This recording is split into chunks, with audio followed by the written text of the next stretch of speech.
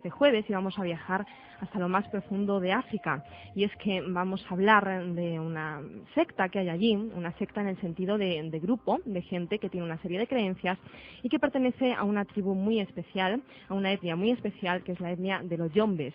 Esta noche vamos a hablaros de la secta secreta de los hombres cocodrilo.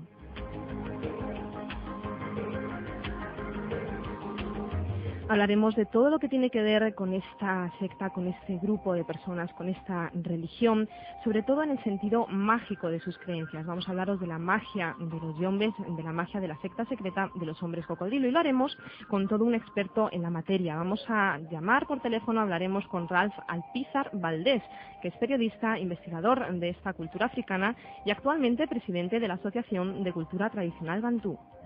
Y aquí en el estudio, bueno, no va a estar Jorge Laborda. La semana pasada ya os dijimos que tenía que realizar un viaje por motivos de trabajo allá, más allá del Atlántico, tenía que ir a Estados Unidos y por tanto no va a estar con nosotros, pero estaremos, como siempre, José Luis Tajada, ¿verdad? Buenas noches. Hola, buenas noches. ¿Cómo estás hoy? Bien, un poco resfriado todavía, pero bien. Todavía, ¿no? Anda que menudo lío llevamos con los resfriados. Sí, la verdad es que entre el trabajo ortodoxo y la dedicación que necesita hacer el programa, más el frío que está haciendo, no se le suman factores poco proclives para que uno se encuentre en un estado de ánimo adecuado a estas 11:05 de la noche. Bueno, pero ¿qué te ocurre? ¿Estás bien? Sí, ¿no?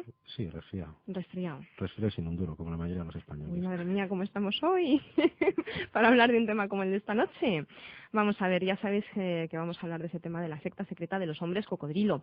Pero para poder comenzar a tratar el asunto, primero, como siempre, tenemos que oír una pequeña reseña, sobre todo hoy importante porque nos va a introducir a nivel histórico dentro de esta secta, dentro de esta tribu y dentro de la cultura a la cual pertenece. Así que escuchamos una reseña histórica, conectamos mientras, Ismael, si te parece, con nuestro invitado de esta noche, Rafael Pizar, y comenzamos.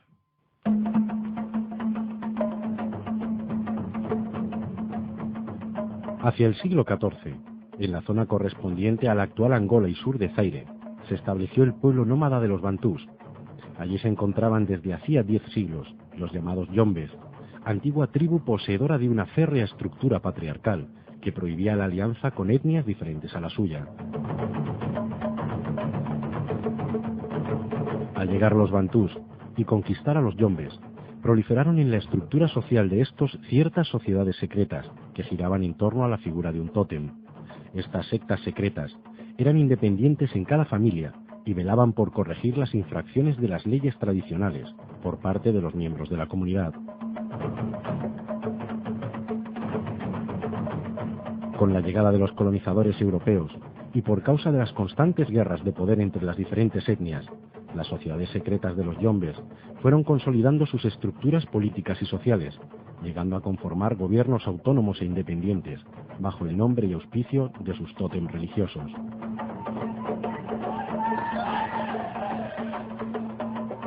Los hombres leopardo, los hombres mono o los hombres cobra son solo algunos ejemplos de tales sociedades y gobiernos, y también los denominados hombres cocodrilo. ¿Quiénes eran estos en concreto?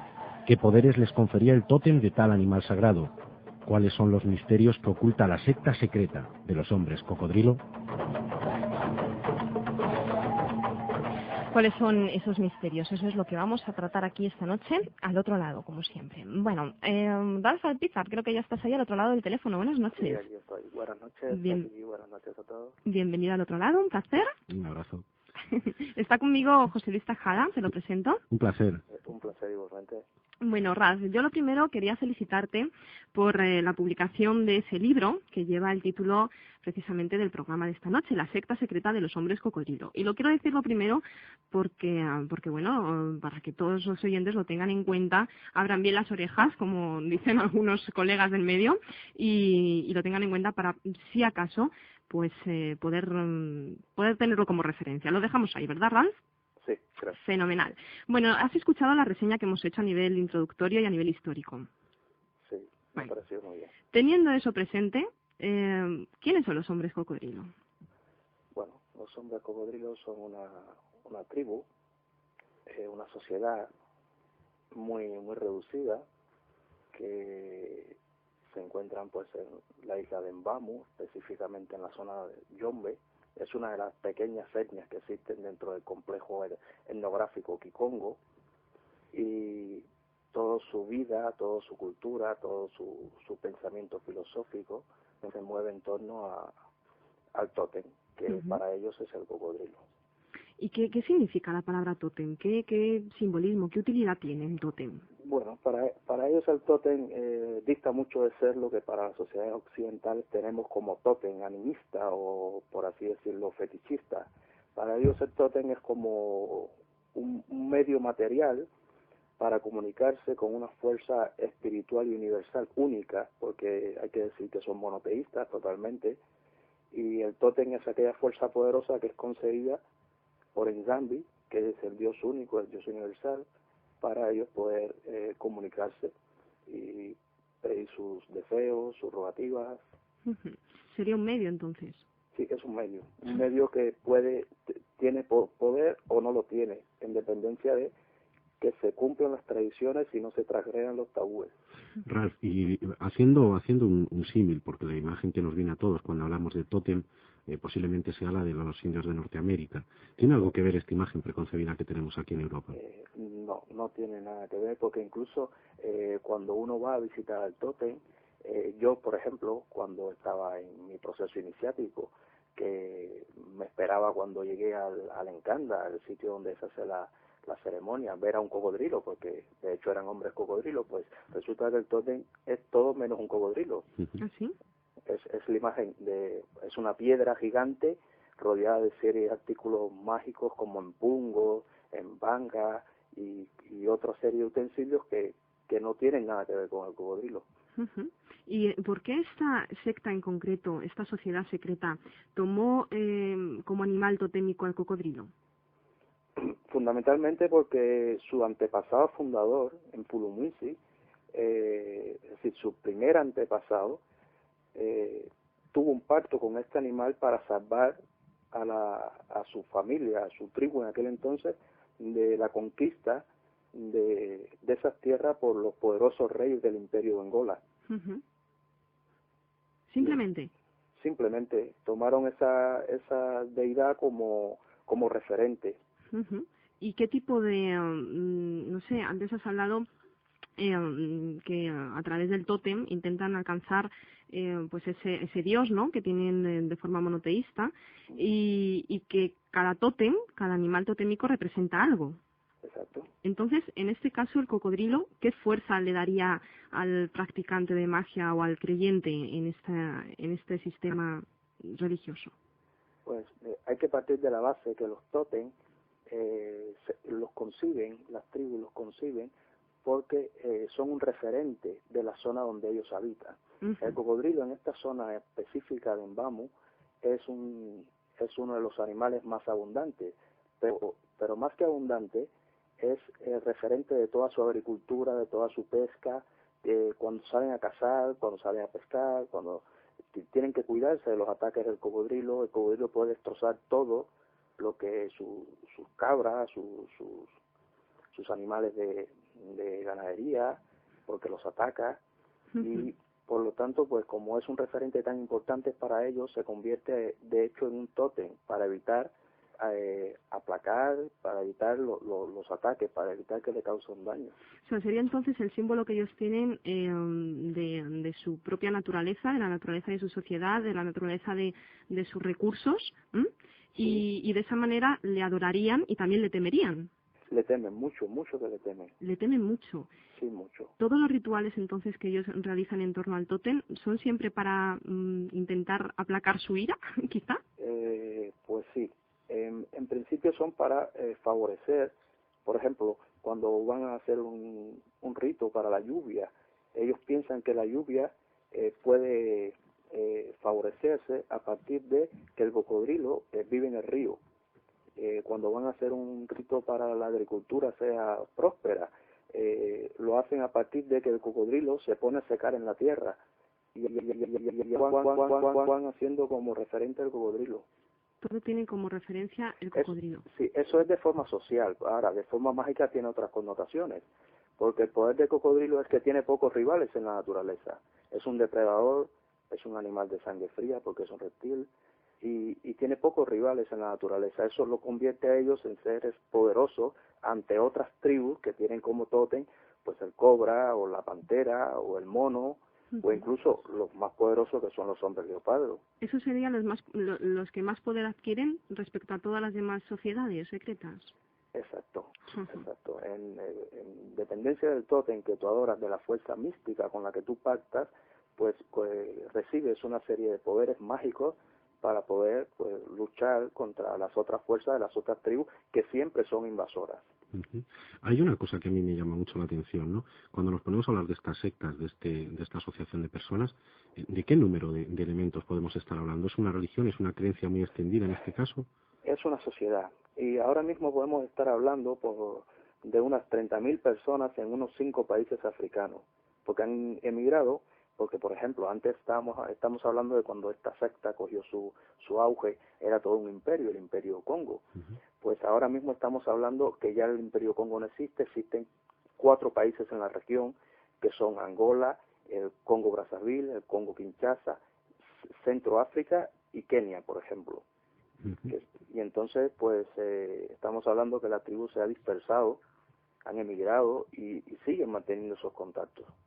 Podemos encontrar, fuera de lo que es el contexto de África, algunas sectas relacionadas, o incluso estas propias personas que practiquen este tipo de culto más allá de las fronteras de este continente. Tuve yo ocasión de visitar a un descendiente directo de uno de los grandes enfumos de esta tribu en Nueva York, y sí, ellos siguen practicando. Incluso este señor tiene en Nueva York una sociedad ya más bien cultural, pero que sí sigue practicando las tradiciones de esta tribu. Oye, Ralph, aprovecho que has mencionado el tema de que tú mismo has experimentado por lo menos el acercamiento con estas personas para preguntarte, porque tú eres un viajero incansable, ¿es así? Sí. Dice sí. Por fortuna. Por fortuna, eso es. ¿Es muy difícil ese acercamiento con este tipo de sociedades, con este tipo de culturas tan diferentes quizá de la nuestra?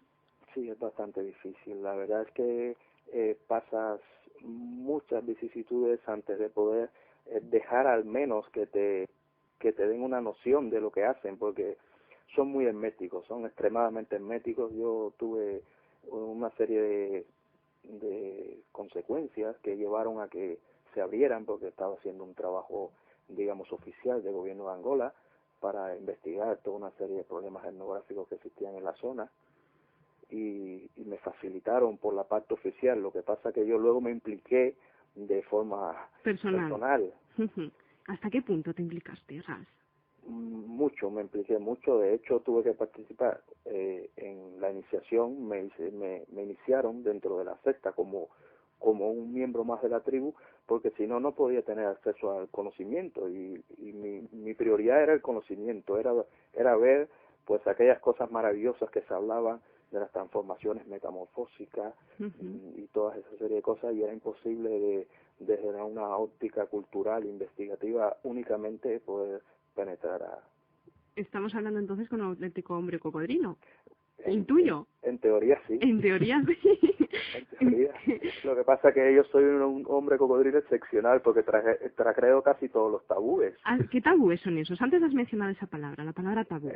Por ejemplo, el hombre cocodrilo se alimenta únicamente de aquello que le sirve al cocodrilo para alimentarse. Es decir, no es vegetariano, es carnívoro totalmente. Al ser un animal reptil de sangre fría, pues tienes que obligatoriamente ponerte a la exposición del sol. Los ves a ellos que durante de las 12 a las 2 de la tarde, ellos se juntan con un empó de bungi, que es un pombo mágico, y se ponen al sol a cargarse de energía, y toda una serie de cosas que tienen que hacer diariamente, que desde luego yo no puedo hacer. Y todo eso les sirve para precisamente metamorfosearse, como tú has comentado. Exactamente, y reforzar su personalidad mágica. Ellos se creen 2 seres en uno. Está el ser visual, el ser material, el ser humano, y está el ser mágico, el ser espiritual, el ser impersonal. Y estos ceremonias o ritos que ellos hacen de forma material son para potenciar a la parte invisible. Ujú. Dentro de esos rituales hay uno que seguro que a nuestros oyentes les llama la atención y es ese ritual de sacrificio al tótem. ¿Qué valor tiene el sacrificio dentro de esta cultura? Porque en los incas, en los mayas, tiene un valor fundamental, por ejemplo. ¿Qué relación podemos encontrar con esto? Pues el sacrificio es como la Eucaristía, es la culminación de la creencia, es la forma simbólica más poderosa que hay de comunicarse con el tótem, con la fuerza, de alimentar la fuerza mágica que posee el gangá o el sacerdote dentro de su personalidad mágica. Ujú. ¿Y tú has presenciado algún ritual de este cariz? Por supuesto, he presenciado, he participado por activa y por pasiva en rituales de sacrificio. Vale, imaginemos que estamos en un ritual de este estilo. Lógicamente, imaginémoslo porque ni lo estamos ni tenemos aquí los medios adecuados para poder representarlo, ¿no? Pero imaginémoslo. ¿Qué pasos se siguen? ¿Qué es lo que más te llamó a ti la atención de todos los que estuviste? No sé, descríbenos algo. El sacrificio, todos los sacrificios varían porque varían, depende del animal que se sacrifica, depende a la fuerza totémica que se le hace el sacrificio. Pero lo que más impresiona en el sacrificio es, a mí, por ejemplo, como occidental, que no estaba acostumbrado a estos tipos de rituales, lo que más me impresionaba era la comunión que ellos hacían con la sangre, con el animal que brotaba sangre caliente aún de su cuello porque son degollados, como ellos bebían de esa sangre y caían en un estado de trance tan potente que sentías unas vibraciones muy fuertes, pero era porque caía en un éxtasis colectivo a la vez que veían la sangre del animal, cómo se derramaba por su cuerpo y bebían esa sangre. Yo la verdad que la primera vez que tuve que probar la sangre de un cordero, sentí una especie de peso enorme que me desplomó. Luego me echaron agua y me tuvieron que levantar porque yo me hice polvo. Pero era también porque no estaba acostumbrado a ese tipo de ritual, en ese ambiente, con esa música, con con el entorno que lleva al sacrificio. Era lo que más me ha impresionado y me sigue impresionando los sacrificios. La verdad que pone, por lo menos desde aquí, pone un poco los pelos de punta, ¿no, José? No, la verdad es que cuesta bastante imaginarlo, ¿no? Sobre todo desde la perspectiva que tenemos aquí y ahora. ¿Cómo podrías definir tú, Ralph, el concepto filosófico que tienen, si es que lo poseen, del hombre y el universo, esta secta, esta agrupación, ¿no? El colectivo de los hombres cocodrilo? ¿Cuál es su planteamiento que tienen del universo? Pues ellos tienen una gran concepción del universo. Ellos creen que el universo es único y es envolvente, es decir, que lo envuelve todo. No existe ni una partícula en su naturaleza que no esté ligada al universo por una causa específica.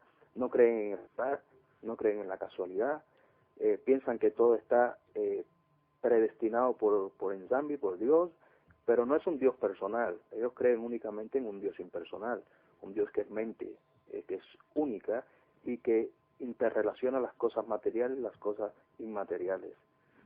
En su filosofía principalmente, la creencia en la existencia de este Dios único los hace tan poderosos que son capaces de mutarse. Ese es el concepto. Cuando el Fumu o cualquiera de las plazas o sacerdotes mayores concibe en su mente la inmensidad de Dios, entonces que son capaces de mutarse en el cocodrilo en este caso. En el cocodrilo o en cualquier otro tótem de los que hemos hablado. Exacto. O sea, sería el poder de la mente.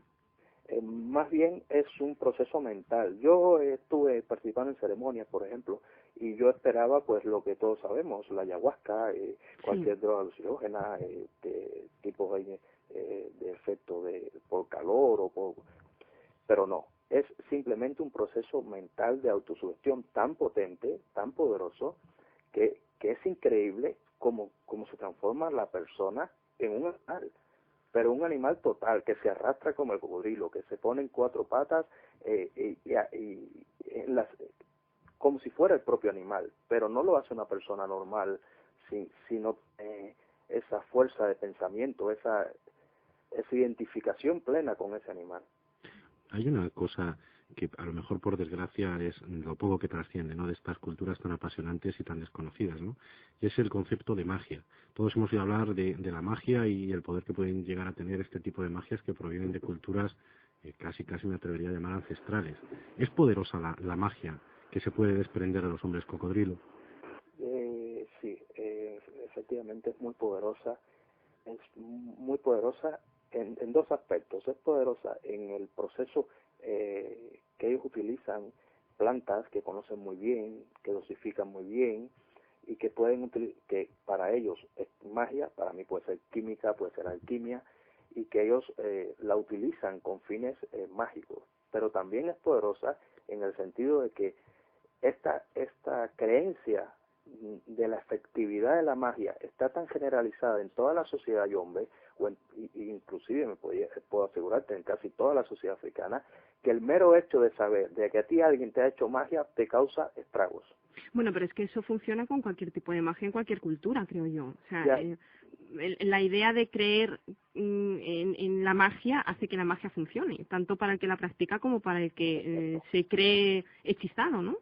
Exacto. Yo establecí unos principios o leyes mágicas, dentro del libro tengo descritas, pero que no son específicamente de los yombes. Yo quise más bien recorrer todo el camino de la magia que conocemos en la sociedad occidental, incluso incluyendo varias tribus africanas, que son similares, son principios universales, diría yo, que funcionan para toda la magia, funcionan para todos los cultos, y que para ellos son como cuestiones trascendentales, muy trascendentales. El hecho de que cojan un animal, por ejemplo, y impregnen al animal de la energía de una persona y luego sacrificando al animal, sacrifican a la persona, y tú veas que la persona padece y sufre si le cortan una pata al gallo o le cortan un ala, la persona pierde su brazo o su pie.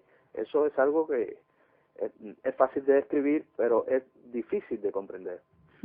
Eso que comentas, yo leyendo el libro, además lo estuvimos comentando José Luis y yo, con esos 5 principios, diría yo, que sostienes, porque efectivamente llegamos a la misma conclusión, es decir, estos principios aplicados a esta secta secreta de los hombres cocodrilo en cuanto a sus creencias mágicas, también se podrían aplicar en cualquier otro contexto cultural. O sea, y hay leyes muy interesantes, o sea, hay leyes que se utilizan hoy en día y se leen en cualquier manual de magia blanca, de magia negra también, y magia rosa, magia con velas, de todo tipo. ¿Me oyes bien, Ralph?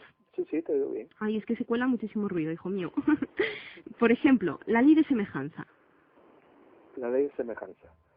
Pues la ley de semejanza es que un objeto puede ser... los gestos y palabras y símbolos correspondientes son equivalentes a la realidad deseada. ¿Qué quiere decir esto? Bueno, esto quiere decir que la semejanza, si semejo la lluvia, obviamente tiene que producirse en la realidad imitada. Es decir, ellos, por ejemplo, hacen el rito de la siembra. Siembran un grano de maíz y con este grano de maíz ellos pretenden que como mismo fructifique esta planta que ellos han sembrado, fructifique toda la siembra. Sí, haciendo un ritual simbólico sobre lo que quieren conseguir, lo acaban consiguiendo. Pero así mismo pasa con la magia más personal. Por ejemplo, si quieren tristeza, cuando están haciendo el rito tienen que llorar. Si quieren alegría, tienen que reír.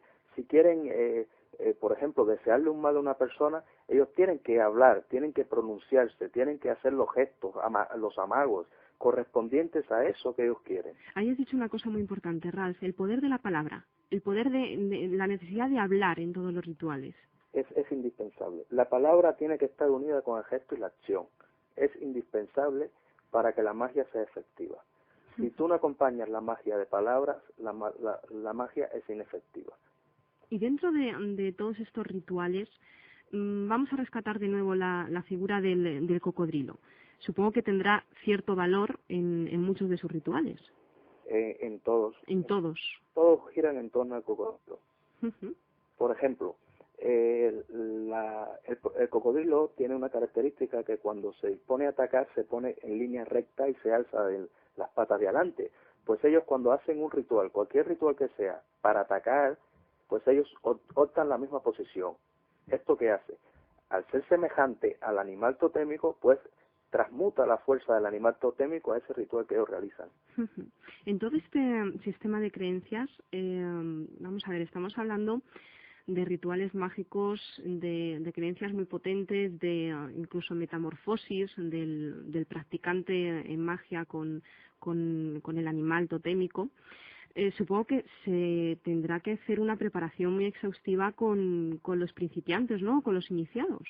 Sí, se hace. La ceremonia de iniciación dura 77 días. ¿77 días? Sí, dura 77 días. En mi caso fueron 3 meses, porque al principio tuve que aprender la lengua, porque yo no sabía hablar kikongo, ahora sí ya lo sé, y me costaba mucho comprender, porque una cosa es aprender el dialecto y otro comprender el significado de las palabras, porque también, como es una cultura que no ha tenido nunca sistema de escritura, todo ha sido a través de la tradición oral, pues las palabras tienen otra connotación, son otros los significados. Y luego en ese proceso de 3 meses te enseñan minuciosamente cada uno de los principios que ellos consideran necesarios y imprescindibles para ser uno más de la tribu. ¿Cómo te ha servido a ti todas estas enseñanzas en tu vida de hoy? Bueno, en la vida de hoy me ha servido más que la práctica, la filosofía, para guiarme por la vida, porque los yombes en general son personas muy bondadosas, son personas que no tienen enemigos, porque se consideran tan poderosos que no tienen rivales, para ellos no tienen rivales. Y sí te curte mucho el carácter. Yo cuando tuve el proceso iniciático tenía 22 años, era muy joven, no conocía mucho de lo que conozco ahora, y sí, la verdad es que te curte mucho el carácter porque te ayuda y te facilita mucho las cosas. José. No, yo la verdad es que cuando nos podemos hablar de este tipo de creencias, yo la verdad es que me quedo admirado, ¿no? Porque dentro de lo que nosotros conocemos ahora mismo en nuestro contexto actual, la verdad es que una tradición que yo imagino que puede tener bastantes siglos, que todavía hoy sigue en vigor, y lo que es más importante, que haya personas como tú, Ralph, que las estudien, la verdad es que yo no logro ni me puedo acercar a imaginar el contraste que puede haber a la hora de ponerse a intentar comprender realmente cómo piensa esta gente. O sea, realmente una persona de hoy en día puede llegar a meterse en ese contexto sociocultural como para poder saber realmente qué es lo que pasa por la cabeza de estas personas. Si lo hace con la intención de identificarse con ellos, tendría que vivir ahí muchísimos años, como muchos misioneros europeos que se quedaron en África porque se identificaron tanto con su cultura que ya no podían regresar a Europa. O hacerlo de manera investigativa. Sí creo que en parte se puede llegar a comprender el pensamiento general de la cultura africana. Yo pienso que llegar a comprenderlo del todo al 100% no sería muy difícil. Es difícil, es muy difícil, porque ellos le dan un significado mágico a todo. Es una cultura. Es que nosotros vemos la magia como una religión aparte. Si nosotros llevamos una vida cotidiana y creemos en la magia, y la magia para nosotros es algo, un elemento más de nuestra vida, pero para ellos no, para ellos están envueltos en esa magia y viven perennes en esa magia. Nosotros es que a lo mejor lo que hacemos es, por un lado, creer en una religión que cada uno puede tener la suya propia. Exacto. Y aparte tiene la magia, que es eso más difícil todavía que la religión, y a lo cual se recurre cuando la religión está descartada. Y es una opinión mía, ¿eh? Tal vez estas culturas lo que hagan es vivir su propia religión dentro de esa magia, en un contexto más general. Para ellos no hay religión, simplemente hay magia. Exacto. Para ellos no existe religión, porque, por ejemplo, los cánones que nosotros tenemos de religión en África es que no funcionan. No existe una estructura religiosa en África que podamos nosotros comparar con ninguna estructura occidental. Sin embargo, sí podemos comparar los principios, es decir, la fuente, la filosofía, la teología, que sí convergen en muchos puntos, porque tenemos que pensar también que estos bantúes partieron de una migración de 4.000 años, justo cuando se construían las primeras pirámides egipcias. Partieron ellos de la Nubia hacia el sur, y prácticamente llegaron al sur, es decir, a Cape Town, a Ciudad del Cabo, justo cuando estaba siendo colonizado la Ciudad del Cabo. Es decir, que fueron 4.000 años de migración, y ellos, su cultura se fue acrecentando y se fue enriqueciendo con elementos de tribus autóctonas de las regiones, los bosquimanos, los pigmeos que estaban ya en esa región. Y para ellos, el tótem, por ejemplo, en este caso del cocodrilo, puede dejar de existir. Lo que nunca puede dejar de existir es Dios. Claro, claro. La verdad es que cuando uno se pone a plantearse este nuevo concepto a lo mejor lo que digo es muy arriesgado, ¿no?, de religión, a mí se me plantea una pregunta. Imagino que como religión o como culto hacia una imagen determinada requerirá de un templo. Exacto.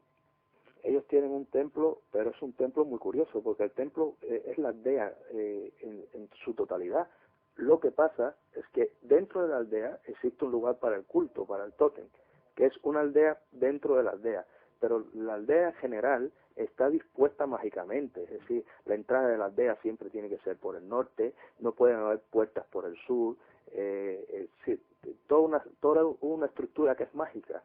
Por ejemplo, las mujeres deben tener ciertas habitaciones en un lugar muy específico de la aldea para cuando tienen su periodo menstrual, porque no pueden relacionarse con los hombres, que es otro tabú que yo, por supuesto, tengo que violar.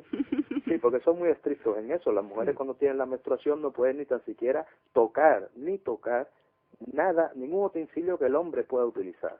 Sí, bueno, eso no es único de esta cultura en concreto. No es único de esta cultura tampoco. Y entonces, pues sí, el templo el templo de culto, donde está el tótem, está de estructura piramidal, que es una cosa significativa, y está dividido pues en varias salas, la sala del Musongo, la sala del Enfúa, la sala del Mukiandi y la sala del Enfumo.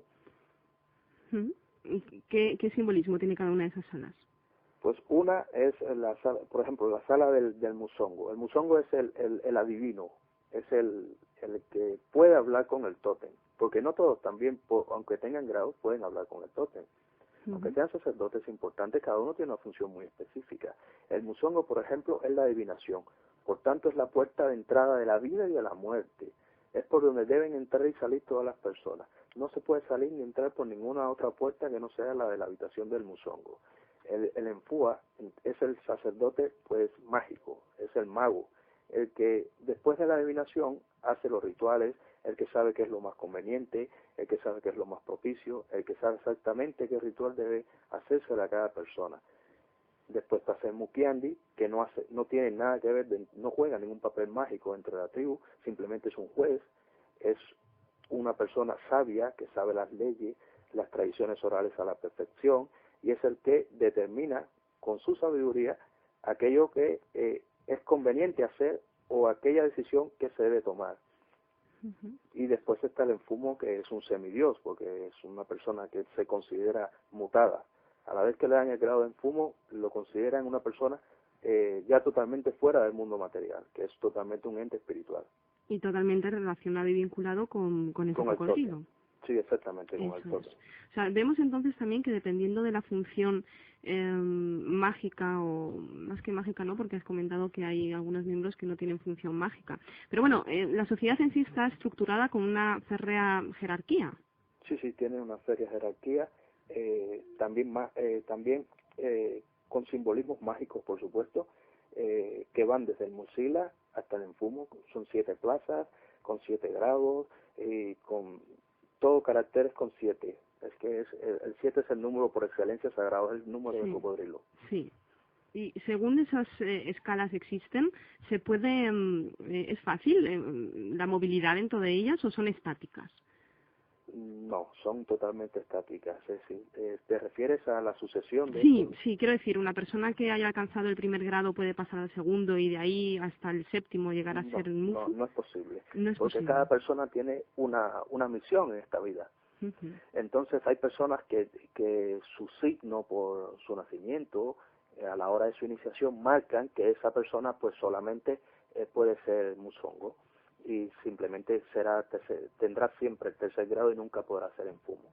Yo se me está planteando ahora mismo una cuestión que a lo mejor puede parecer fuera de lugar, ¿no? Pero le estoy dando vueltas desde el principio del tema esta noche. Encuentro muchísima similitud, o por lo menos más similitud con las religiones que conocemos ahora, del tema que estamos tratando esta noche con la propia religión, más que religión, la propia cultura egipcia. ¿Puede haber algún nexo de unión aparte de la propia ubicación geográfica? Es una teoría que han seguido grandes antropólogos y grandes investigadores africanos.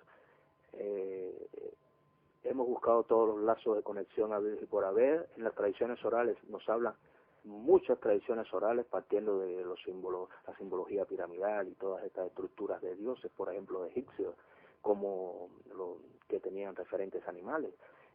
Se piensa que sí, lo que pasa es que es un estudio que no hay presupuesto para poder realizarlo, ¿no? Claro, se podría hacer, pero es algo que necesita, bueno, es que estamos hablando de una región en África que no tiene ningún interés, a pesar de que tiene petróleo, no tiene ningún interés investigativo para los... Pues es una lástima, Rans. Ya, eso lástima. Digo yo. Sí, además los gobiernos solo se preocupan en las investigaciones cuando interfieren en sus problemas económicos más que sociales. Sí, yo pienso que es una lástima porque antropológicamente hablando y sobre todo a nivel social, religioso, ¿no?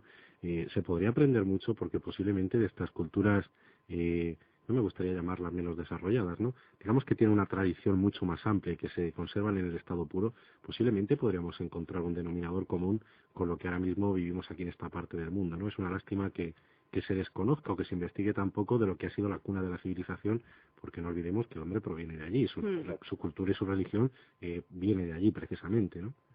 Exacto, se investiga poco, sí, en la realidad es que, por ejemplo, cuando yo llegué a esta tribu, que tuve que andar 30 kilómetros, porque aquello es impenetrable, no hay carreteras, no hay nada, de donde nos dejó el helicóptero a donde estaban ellos hubo que caminar mucho, nunca habían visto un blanco, entonces decían, blanco, blanco, blanco, pero yo es que estaba asustado, porque aquello era una cosa impensable, y luego luego se fueron acostumbrando, te tocaban el pelo. Yo recuerdo los relatos de los primeros esclavos cuando fueron a América, que les tocaban el pelo y tal para ver a ver de qué estaban hechos. Pues así mismo me pasó a mí estando en el centro de la selva Yombe, que no hay que olvidar que la Mayombe es la selva más densa de África, es el pulmón de África. Y tú tenías solo 22 años. Cuando que yo tenía 22 años. Madre mía. Digo con estas cosas. Sí, gracias y eso lo tengo que agradecer toda la vida, el apoyo que dio el gobierno angolano. Yo pude sobrevivir porque no en un problema de las condiciones, sino de la infraestructura y la logística que se me prestó a mí para yo poder hacer esa investigación.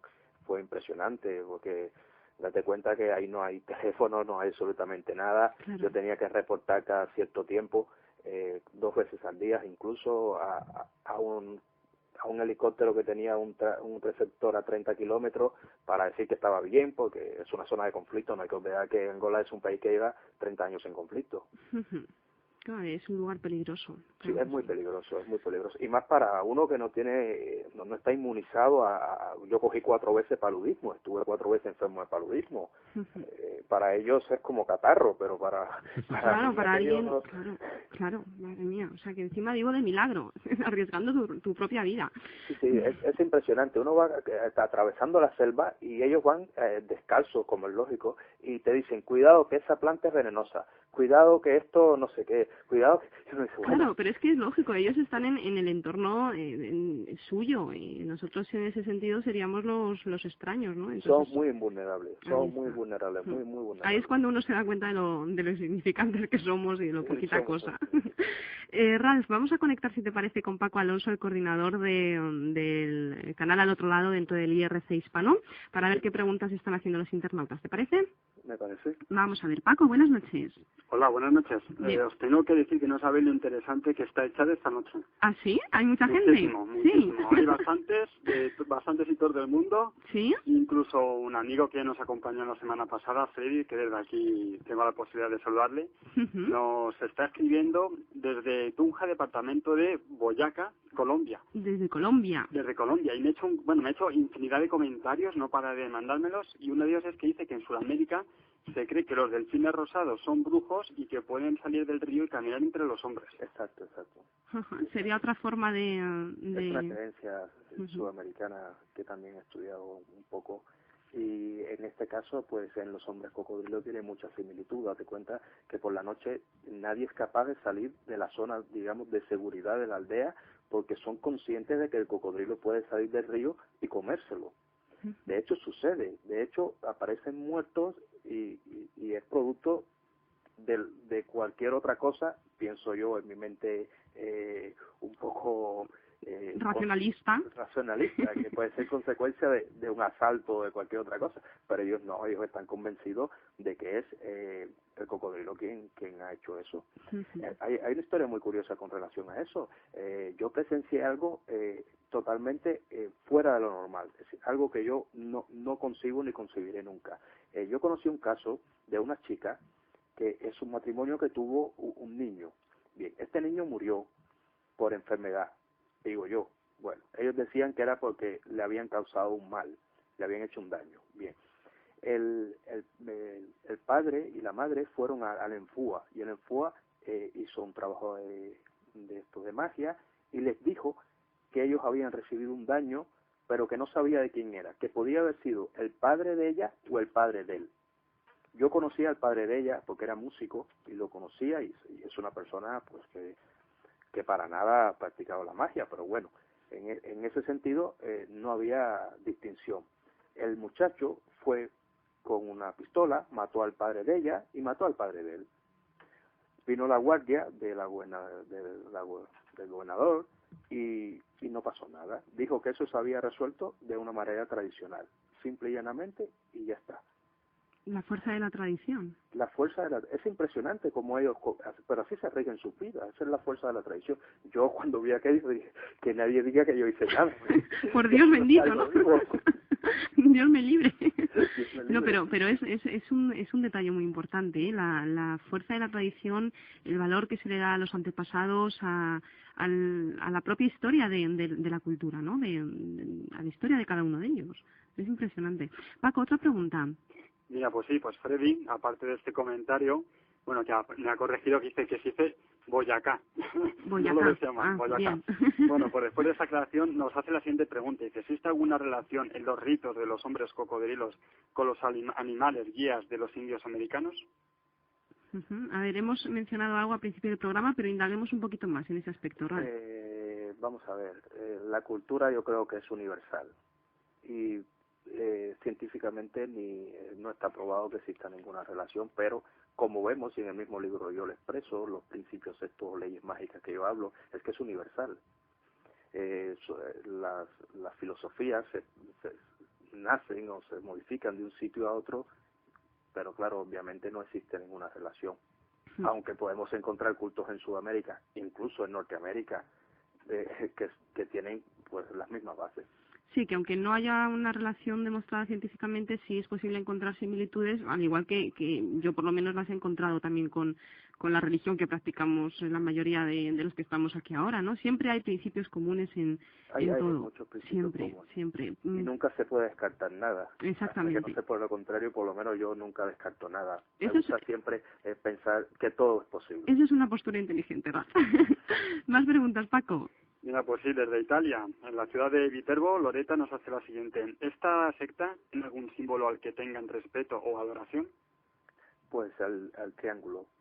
El triángulo es el símbolo por excelencia. Date cuenta que la cabeza del cocodrilo es triangular. A partir de ahí, todo tiene que ver con el triángulo. Sus casas, la composición de sus objetos mágicos, todo es triangular. ¿Ves? Otra similitud, volvemos a lo mismo. Y una gran similitud con muchísima cultura. Sí, cierto. A ver, Paco, tenemos tiempo, yo creo que para un par de preguntillas más. Venga, pues mira, desde Sanlúcar de Barrameda, Cádiz, Luis nos la hace la siguiente. ¿Existe alguna relación entre los hombres cocodrilo y la santería afrocubana? Es muy inteligente esa pregunta, ¿eh? Es muy inteligente. Hombre, lógico, porque por propio sincretismo, ¿no? A ver, cuenta. Te cuento, sí existe una relación clara y muy profunda.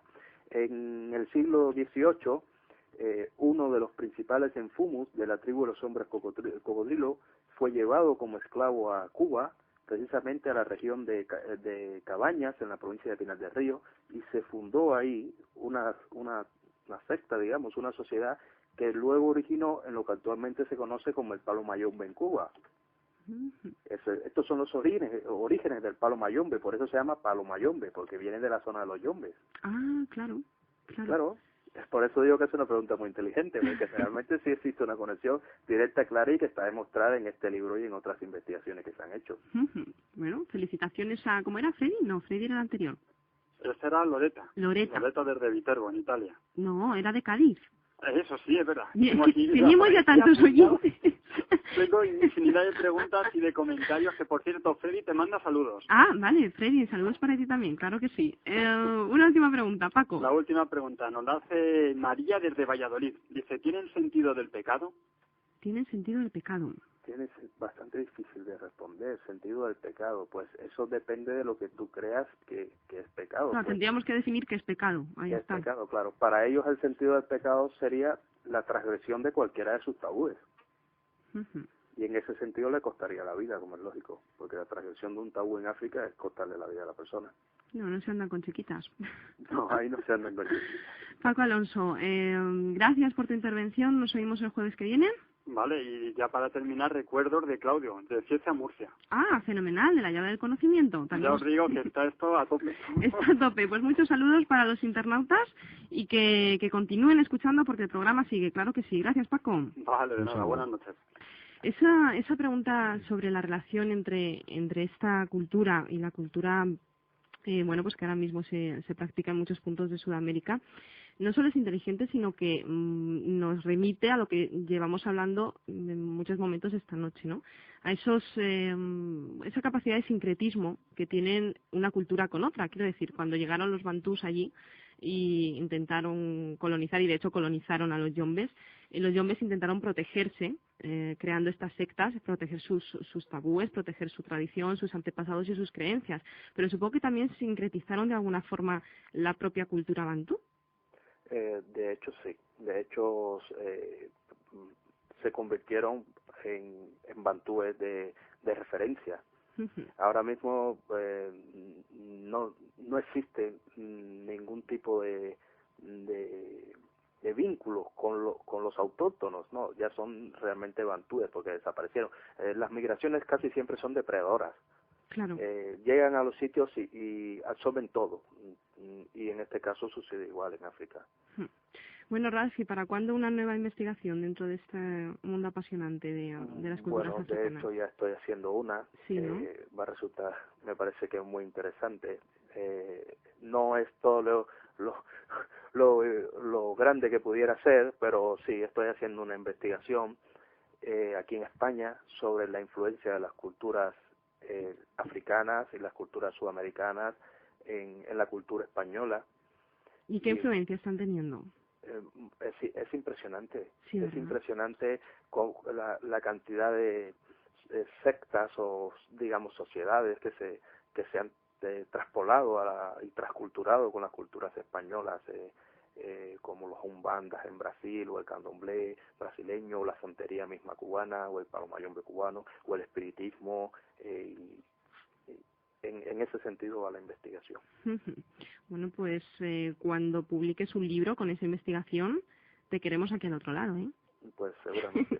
De momento, decir a todos nuestros oyentes que si quieren ojear, si quieren tener entre sus manos, si quieren conseguir ese libro de la secta secreta de los hombres cocodrilo, que la verdad es que aquí recomendamos porque da pinceladas interesantísimas. Lo que hemos hablado esta noche aquí es solamente una pincelada, porque leyendo el libro se puede llegar a reflexionar muchísimo más y adquirir muchísimos más conocimientos.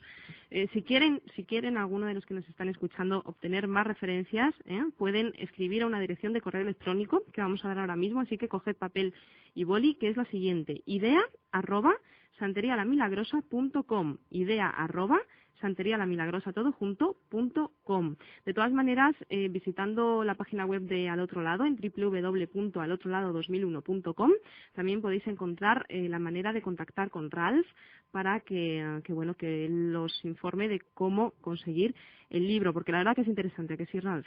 Sí, es muy interesante. Es muy interesante. Yo esta noche he disfrutado mucho. ¿Tú también, José? Sí, la verdad es que cuando uno se encuentra con testimonios de primera mano, y sobre todo una persona que lo ha vivido y que forma parte de esta secta, ¿no?, de los hombres cocodrilo, yo creo que no le da que pensar bastante, ¿no? Sobre todo yo creo que lo que tenemos que ser conscientes es que existen muchas formas de pensar y otras creencias diferentes que son muy interesantes y que no deberían pasar desapercibidas para nosotros para valorar realmente lo que tenemos y de dónde venimos. Claro, hay que tenerlo siempre en cuenta. Ralph, si nos tuviésemos que despedir en ese dialecto que tú aprendiste allí, ¿cómo lo haríamos? Pues tienen una forma de despedirse, que es ¿quién vote? ¿Quién vote? ¿Quién vote? ¿Quién vote? Quiere decir nos vemos siempre, es decir, porque como están siempre en el plano material y el plano espiritual, pues ellos dicen que ambote cuando van a acostarse, porque luego cuando duermen en sus viajes astrales, que es otra cosa interesante que ellos realizan, también pueden volverse a ver. Entonces dicen que ambote. Sí, siempre unidos, ¿no? Siempre unidos, siempre unidos. Pues, Ralph, siempre unidos. Porque ni siquiera voy a intentarlo porque no me va a salir el decirlo en ese dialecto. Pero en cualquier caso, siempre unidos. Esta es tu casa. Vale, muchísimas gracias. Gracias por participar. Buenas noches. Igualmente, buenas noches. Interesante el tema de esta noche. Recuerdo el correo electrónico idea@santerialamilagrosa.com. No os lo perdáis porque merece la pena. Además es un libro chiquitín, no debe ser costoso y es interesante. Vienen muchísimos rituales, vienen incluso los rituales y los rezos en ese propio dialecto, con lo cual es interesante. Viene la traducción, después fotografías, simbolismos mágicos, en fin, no debéis perderoslo.